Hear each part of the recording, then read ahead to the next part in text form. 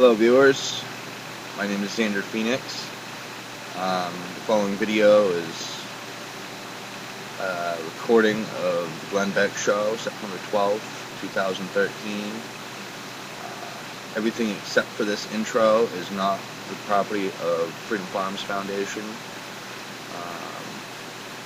As you watch the video, keep in mind that Freedom Farms Foundation is trying to start self-sufficient communal farms to help people that don't have jobs or are unable to find jobs. You can look us up on Facebook, Freedom Farms Foundation. Hope you enjoy this video. Thanks.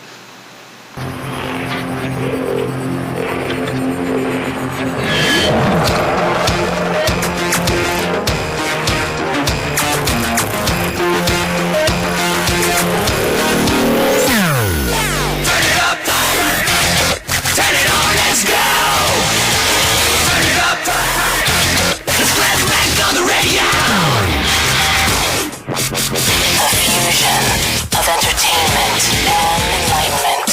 This is the Glenn Beck Program. Tonight, For the Record, takes a look at our situation in our nation as borderless. And it truly is. And we are going to talk to, we sent our cameras out for the record to talk to the people, Americans on the border, that have never been interviewed before. Not just by the press, but not even by our own government. Nobody has taken the time to interview these people. And they're the people that have safe rooms in their house. They're the people that can't say, get off my land. They're the people that lock their children truly in closets when they see something coming across the border because they know there's no help coming. Sarah Carter is our senior Washington correspondent for The Blaze, and she is the woman who really broke and really helped free Campion and Ramos. She's the one who really broke that something was going on and something was wrong with that story. She's also the woman who brought us the story of the underground tunnels. And we have been so fortunate to be able to hire her and make her our senior Washington correspondent. She was instrumental in this episode of For the Record, which will air tonight. Is it at 8:30? Is that right? 8:30, that's correct, Glenn. 8:30 tonight. 8:30 Eastern. Okay, so Sarah, tell a little bit about what we're going to see tonight. I think we're going to show the American public, our viewers, the reality of living on a lawless borderland, a borderless land between Mexico and the United States. They are going to get it from the words of the ranchers themselves that have to spend day in and day out watching their property from drug cartels that are utilizing their transit routes straight through American ranches, moving humans, moving contraband, and the fear that these ranchers feel all the time living among these drug cartels and the dangers that it poses to the rest of the United States. The interesting thing here is these are people who have lived on the border their whole lives, and some of them for generations. And they have had these ranches for generations. They grew up. And they have always seen, one of them said in one of the interviews, that, I remember growing up, and the guys would come to work in America, and they would come across in the daytime, and then they would go back across at night. And we would see them, and we knew them, and they weren't bad people. This is a whole different world. It's a totally different world now. And this is coming from, like you said, Glenn, generations of ranchers who've lived on the border. And I can tell you from interviewing them, both sheriffs who've lived on the border for a long period of time, who had their mothers and fathers live on the border. This is a whole different group of people crossing our border. And this should scare everyone. I saw not the same group. I saw the episode a couple of days ago before the final edits, and I will tell you that it leaves you. The first thing I wrote back to the executive producer was, well, that just opens up a whole can of worms. There's about 700 other shows that we have to do on this now, and one of them is. It gave me the impression that there is coordination between the drug cartels and our side, the good guys, supposedly. Do you feel that's going on? Glenn, I mean, look, we've seen it in the past. We've seen people, working for Department of Homeland Security that have been caught red-handed, being paid off by the drug cartels, allowing cartel members to move across our border. You're talking about billions of dollars in narcotics and contraband trade moving back and forth, and that money purchases people. That money is their power. It's their control. And you have these coyotes working for the drug cartels that are literally stationed along the border, watching our own Border Patrol agents, watching our own law enforcement, and they look for anything they can do to get someone on their side to allow them to move their contraband across the border. If they don't move it in the darkness of night, they move it straight across our highways during the day and right through our own law enforcement. And this is something that we need to look into the future as well. But it goes beyond just the illegal immigrants who are crossing the border, who are looking for jobs. This is about a new breed of people crossing the U.S. border, and these are bad guys, and they have bad intentions, and they really do not care about the national security of the United States, and they don't care about what they cross into our country. Okay, and we have to remember that. One last question here. I noticed that some of the ranchers had their voice disguised and they were filmed in the shadows. Others were shockingly open with who they were, and I mean, why did some of them say, "Yeah, show me"? Was there no fear? Was it? I think there is fear. I think these are brave people, and you're brave when you fear something, but you do it anyways. Some of these ranchers decided that they wanted the American public to know that they meant business, that they weren't just going to hide in the shadows, that they were going to tell them exactly what was going on, and they were going to go fully on the record with it. And they are putting their lives in danger. I mean, they're talking out against the most egregious and dangerous drug cartels in Mexico, if one of them that utilize that area of the border to move their contraband. And they wanted the American people to know that there are some of us that are willing to stand up to this, and they want the government to know, the federal government to know, that it's their job to protect the American public. And for those that went into the shadows, they have reasons to hide too. They have children, they live, they're new to the border, or their ranches run right across areas where they have seen enormous amounts of violence and they've been threatened themselves. So for some, there is a real reason to go in the shadows, and for others, they feel like this is their time to speak out and get people to listen. Okay. Sarah, thank you very much. Appreciate it. It's For the Record tonight at 8:30. It follows Pursuit of Truth, where we are looking for new documentary filmmakers. It's a new entertainment and information show, all kind of wrapped up in one. Great show we produced together with Vince Vaughn. And his people, and it's a great show tonight, premiere night on the Blaze TV. I want to tell you a story about something that happened to me on the ranch last week. I've never understood looking for that one lost sheep before until we did actually have to look for one lost sheep. Last year, we had our sheep killed by coyotes, and one of them was cowering on our front porch when we came home.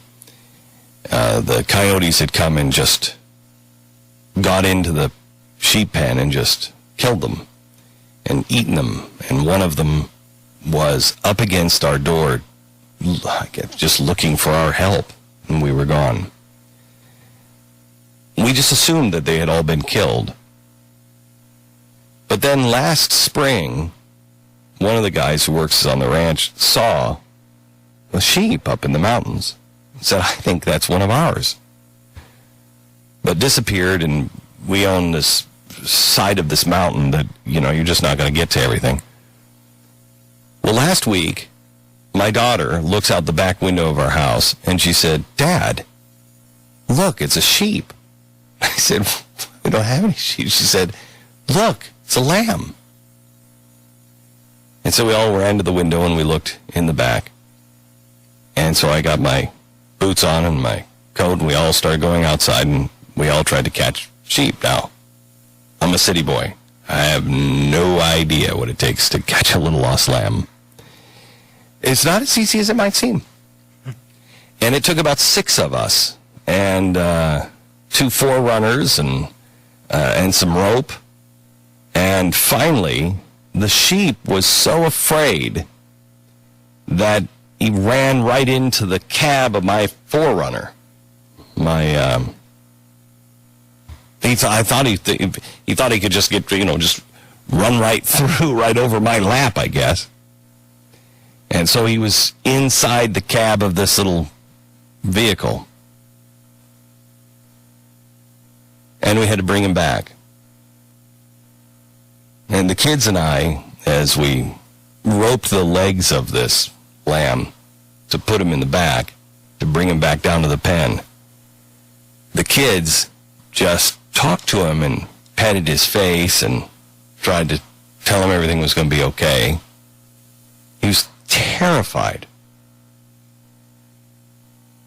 He had been out in the mountains for a year alone, and he had survived the coyotes and the wolves and everything by himself.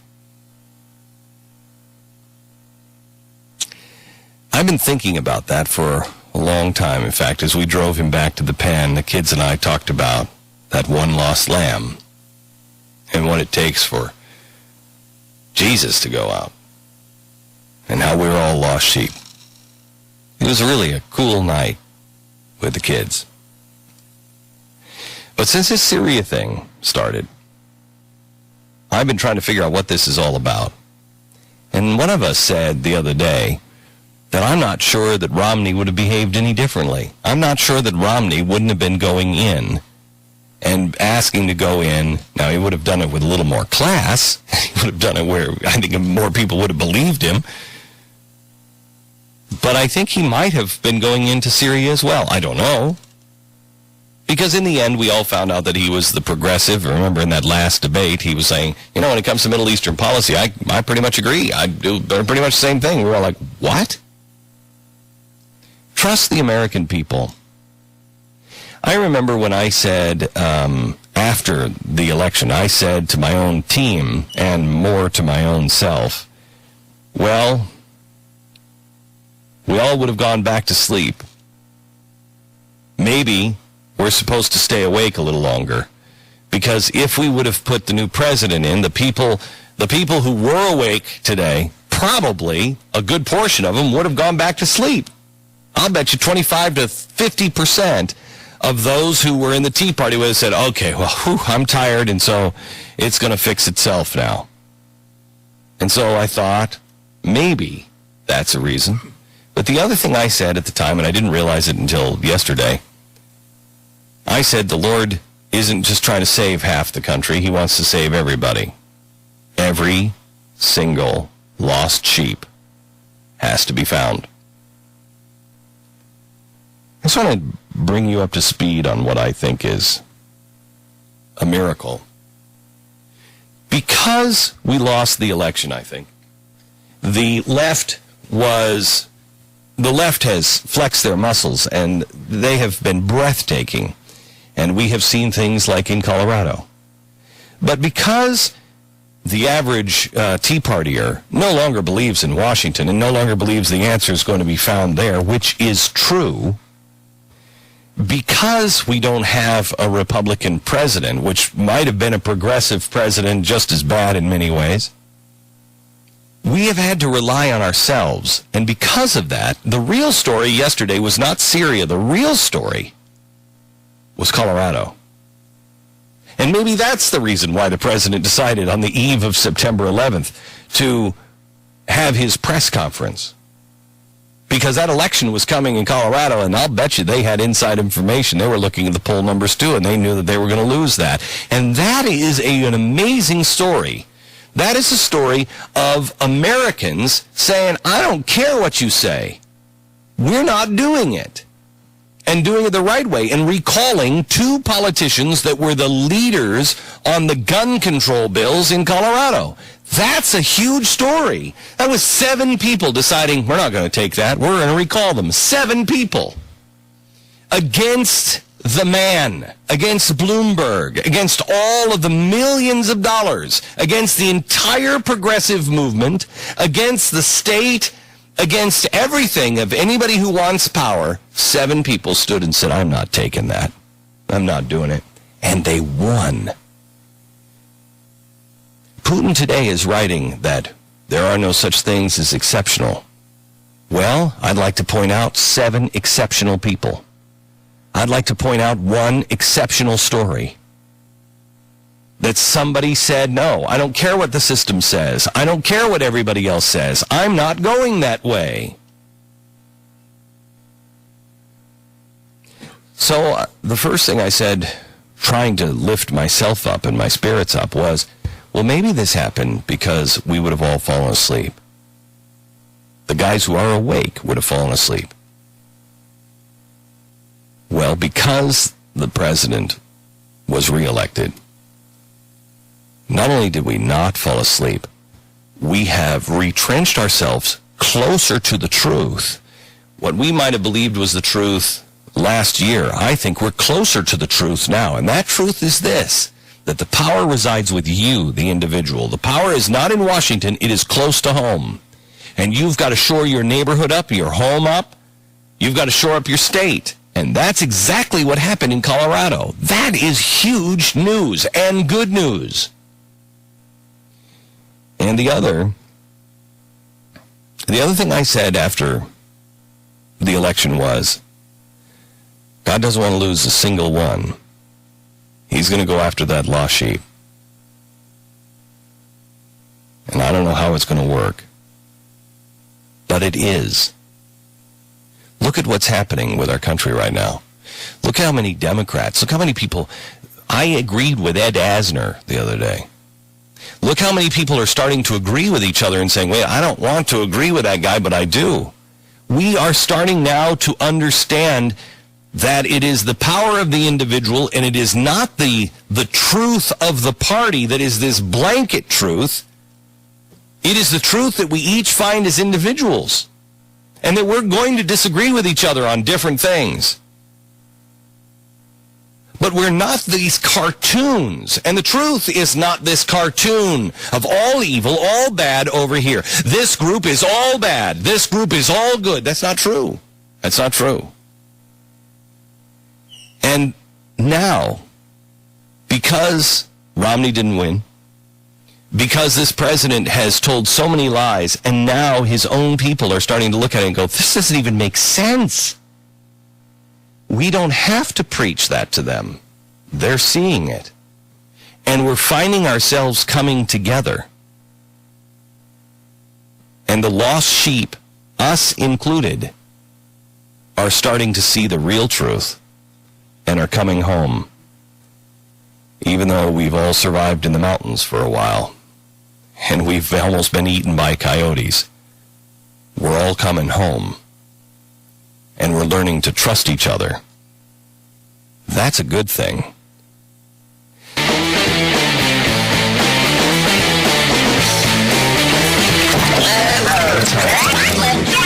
Our nation is so upside down right now. Common sense is so far out of the view that Vladimir Putin is now looking like a genius, and he's right on a lot of things. Last night, and it's one of the lead stories on The Blaze right now, Syria, treason, and impeachment. Judge Napolitano weighs in with a gripping constitutional perspective. He was on for an hour last night. If you missed last night's Glenn Beck program, he's great on that stuff. He is fantastic. And I spent an hour with him on libertarianism and the Constitution and Syria.